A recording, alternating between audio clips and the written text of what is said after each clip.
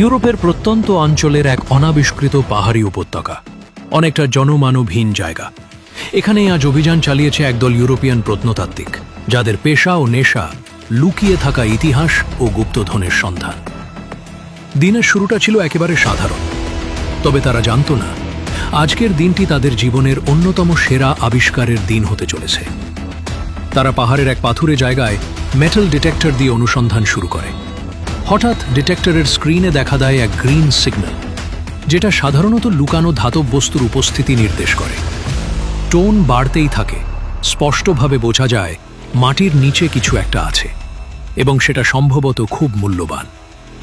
তারা তখন দ্রুত সিদ্ধান্ত নেয় পাথরটি সরাতে হবে।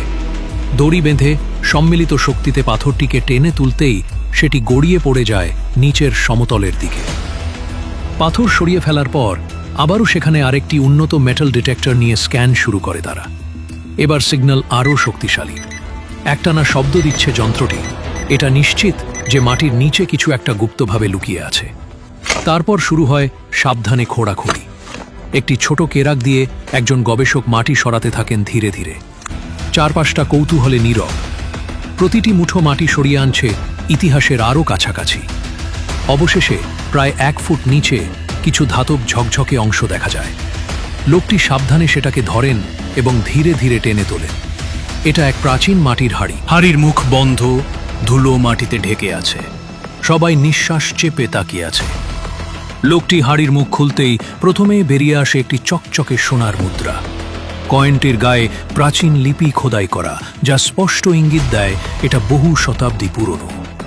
তবে এখানেই শেষ নয়। হাড়ির ভেতর থেকে বেরিয়ে আসে লাল পাথর বসানো একটি সোনার আংটি, যার কারুকাজ দেখে বোঝা যায় এটি কোনো রাজ পরিবার বা অভিজাত শ্রেণীর মানুষের গয়না ছিল। তারপর একে একে বেরিয়ে আসে আরও অনেকগুলো সোনার গহনা, হার, চুড়ি, কানের দুল, পাথর বসানো নেকলেস, এমনকি এক ধরনের রাজমুকুটের খণ্ডাংশ।